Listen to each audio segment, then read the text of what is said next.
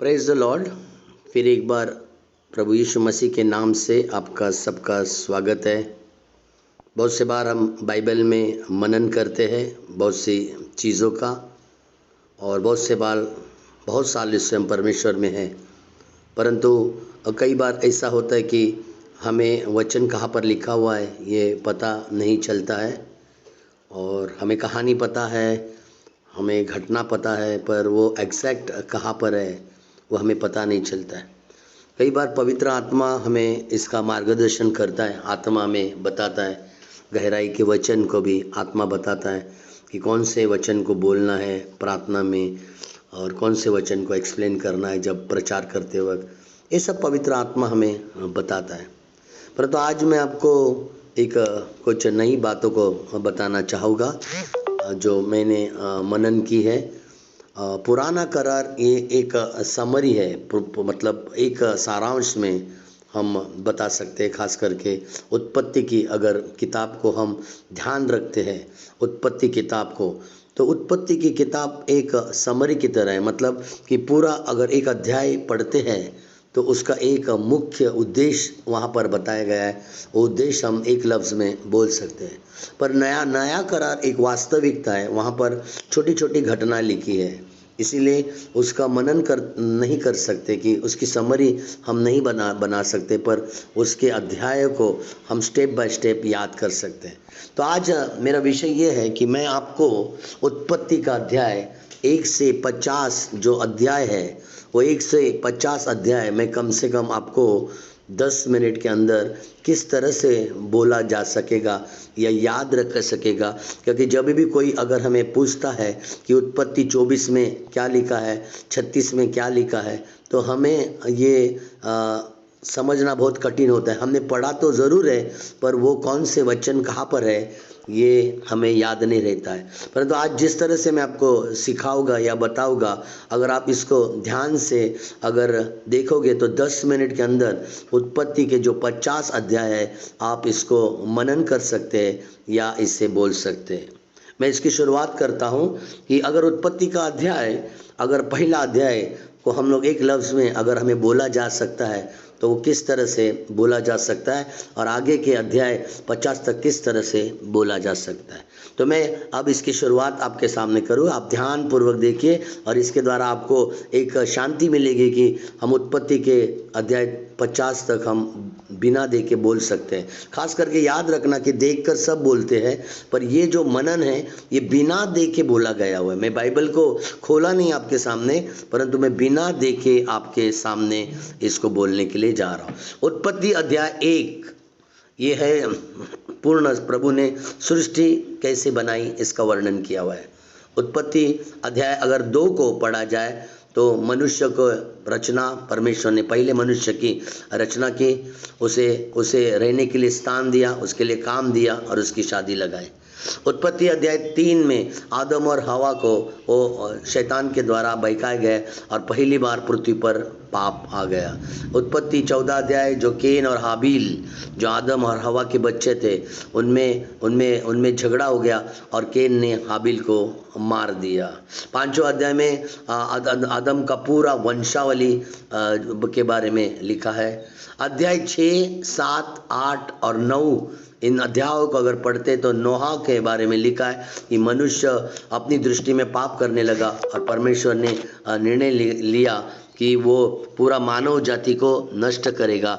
और 40 दिन और 40 रात परमेश्वर ने बारिश गिराई और सारा संसार को नष्ट किया। उसके बारे में परमेश्वर ने 6, 7, 8 और 9 अध्याय में लिखा।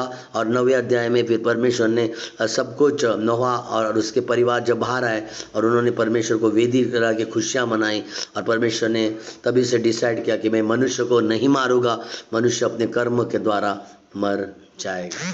10वें अध्याय में परमेश्वर ने नोहा का वंशावली के बारे में लिखा है, नोहा का वंशावली कैसे आगे बढ़ा। 11वें अध्याय में इन लोग, परमेश्वर ने उनको फूलों फलों फलवंत होने के लिए कहा था, परंतु इन्होंने मीनार बनाए और परमेश्वर ने उस अध्याय में भाषाओं में गड़बड़ी लाई। 12वें अध्याय में एक नया हीरो परमेश्वर ने लाया जिसका नाम अब्राम है।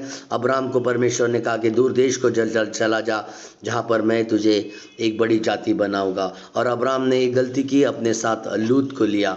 और उत्पत्ति अध्याय 13 में अगर हम पढ़ते हैं तो उत्पत्ति अध्याय 13 में देखते हैं कि अब्राम और लूत का झगड़ा हो जाता है। लूत सोचता है कि मेरे वजह से परमेश्वर ने आशीष दी, और वो दोनों अलग हो जाते हैं। और 14 अध्याय में जब लूत अलग हो जाता है तो 5 राजा उसको लूटते हैं, और वो लूट के बारे में जब अब्राम को पता चलता है, अब्राम अपने लोगों के साथ जाके लूत को छुड़ाता है। और इस अध्याय में उत्पत्ति अध्याय 14 में पहली बार मलिकिसिदक जो याजक भी है और परम प्रधान राजा भी है, उसके वहाँ पर अब्राम ने प्रभु भोज लिया, और प्रभु भोज के बारे में पहली बार लिखा है। उत्पत्ति अध्याय 15 में जैसे ही प्रभु भोज और दान और दशमांश के बारे में लिखा है, 15वें अध्याय में प्रभु अब्राम को कहता है कि मैं तेरी ढाल हूँ, मैं तेरी सुरक्षा हूँ, मैं तुझे बचाऊंगा और मैं तेरे वंश को बढ़ाऊंगा, और तेरा वंश तेरे निज पुत्र के नाम से होगा, और आकाश के तारांगन प्रभु उन्हें बताता है। 16वें अध्याय में अब्राम हाजिरा के साथ उसका संबंध होकर इस्माइल का जन्म होने के बारे में लिखा है। 17वें अध्याय में प्रभु अब्राम को फिर एक बार कहता है कि सिद्ध हो जा और मेरी उपस्थिति में चल, और परमेश्वर उसका नाम अब्राम से अब्राहम करता है, क्योंकि तू जाति का पिता होगा। 18वां अध्याय में परमेश्वर ईसाक के जन्म के बारे में, जो उसका निज पुत्र होने वाला है, उसकी प्रतिज्ञा परमेश्वर अब्राम को देता है कि मैं तेरे को एक निज पुत्र दूंगा। 19वें अध्याय में प्रभु सदम और अमोरा को नाश करता है, और उसकी दुष्टता के बारे में लिखा है। 20वें अध्याय में अबीमेलेक राजा, जिसको अब्राम झूठ बोलता है कि सारा मेरी बहन है, और उसे पता चलता है, और उसे वाद विवाद करने वाला परमेश्वर वहाँ पर आता है स्वप्न में, और उसके द्वारा फिर अब्राम उनकी सारी स्त्रियों को आशीष करता है, और जो बांझ होती थी, और परमेश्वर आशीष करता है अब्राम के द्वारा अबीमेलेक के वंश को। 21वें अध्याय में जो परमेश्वर ने प्रतिज्ञा दी इसहाक के बारे में, वो इसहाक का जन्म हो जाता है। और 22वें अध्याय में प्रभु अब्राम की परीक्षा लेता है कि परीक्षा कि तू मुझे प्रेम करता है क्या, तू अपने पुत्र को प्रेम करता है, देखना चाहता है। और उसमें अब्राम खरा निकलता है, परमेश्वर उसे रुकाता है और जान लेता है कि अब्राम तूने मुझसे, जो मेरे वचन में लिखा है कि सबसे अधिक मुझसे प्रेम कर, तूने मुझसे प्रेम किया। 23वें अध्याय में जो सारा अब्राम की पत्नी 127 साल के होके मृत्यु होती है, और अब्राम उसके लिए जगह ढूंढता है परदेश में, और वहाँ पर उसे जगह मिल जाती है। 24वें अध्याय में जो इसहाक का रहता है, उसकी शादी के लिए उसके सेवक को भेजा जाता है कि उसके लिए लड़की ढूंढे। 25वें अध्याय में अब्राम और एक शादी करता है कतूरा के साथ, और 175 साल हो के वो मर जाता है। 26वें अध्याय में अकाल का समय आता है। जैसा अब्राम के समय अकाल आया था, वैसे ही इसहाक के समय अकाल आता है, और इसहाक दूसरे देश में जाने की सोचता है, परंतु परमेश्वर कहता है कि मैं तुझे इसी देश में 100 गुना आशीष करूँगा। और उसकी बात को इसहाक मान लेता है परमेश्वर की, और वो वहाँ पर रुक जाता है, और उस देश में जिस समय अकाल होता है 100% उसकी ज़मीन में फसल परमेश्वर देता है। आमीन। 27, 28, 29 और 30 याकूब के जो 12 इज़राइल के जो 12 गोत्र है, जो राहेल और लिया और जिल्पा और बिला के वजह से जो 12 गोत्र बने हैं, वो 12 गोत्र इस अध्याय में उसकी उत्पत्ति और उनके कामों के बारे में लिखा है। 31 अध्याय में यहाँ पर हम देखते हैं कि ये सोचता है कि अब लाबान जो मामा है, वो लाबान मामा से ये दूर चला जाए, तो कि परमेश्वर कहता है कि 20 साल के बाद परमेश्वर कहता है कि तू अपने भाई एसाव से मिलने जा। इसीलिए याकूब लाबान से अलग हो जाता है 31 अध्याय चैप्टर में। 32वें अध्याय में परमेश्वर के साथ याकूब का आमना सामना होता है अपने बच्चों को, और पर 2 झुंड करके वो आगे भेजता है, परंतु खुद रह जाता है, और रात को परमेश्वर के दूत के साथ उसका आमना सामना हो जाता है। 33वें अध्याय अध्याय में हम देखते हैं कि 33वें अध्याय में वो अपने भाई एसाव से मिलता है और एसाव को भेंट चढ़ाने की वजह से एसाव उसे क्षमा करता है और दोनों 20 साल के बाद भाई मिलते हैं। 34वां अध्याय कुछ अलग अध्याय है। जो 12 गोत्र में से एक लड़की पैदा हुई थी जिसका नाम दीना है।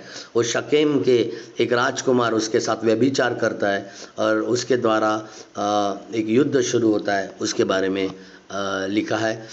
35वें अध्याय में परमेश्वर आशीष करता है, याकूब को परमेश्वर आशीष करता है और उस आशीष के बारे में उस 35वें अध्याय में। 36वें अध्याय में जो एसाव है उसकी वंशावली कैसी बढ़ गई उसके बारे में लिखा है। और 37 से लेके 50 अध्याय ये आपको यूसुफ के बारे में, और वो 12 गोत्र मिस्र में चले गए, वहाँ अकाल आया और यूसुफ गड्ढे में गिराया गया अपने भाई के द्वारा। फिर फ़िरौन के महल में गया और फ़िरौन की महल से फिर वो जेल में गया और जेल से उसको परमेश्वर ने पंत प्रधान बनाया, उसके बारे में परमेश्वर ने लिखा है। तो ये पूरे अध्याय हमको पूरा जो है बाइबल के, ये मैंने आपको 10 मिनट में पूरे 1 से 50 अध्याय को बताया। इसको आप मनन कीजिए, मेडिटेट कीजिए और परमेश्वर आप सभी को आशीष करेगा। इस तरह से अब कोई भी आपको पूछे कि ये उत्पत्ति का अध्याय 24 में या 34 में क्या लिखा है, तो आप इस तरह से बोल सकते हैं। जैसे कि अभी आप मुझे पूछो कि 24वें अध्याय में क्या लिखा है, तो मैं बोल सकता हूँ कि यहाँ पर इसहाक के शादी के बारे में लिखा है। 18वें अध्याय में क्या लिखा है, तो मैं बोल सकता हूँ कि परमेश्वर ने इसहाक के बारे में प्रतिज्ञा की। 16वें अध्याय में परमेश्वर क्या क्या किया, तो उसने इस्माइल के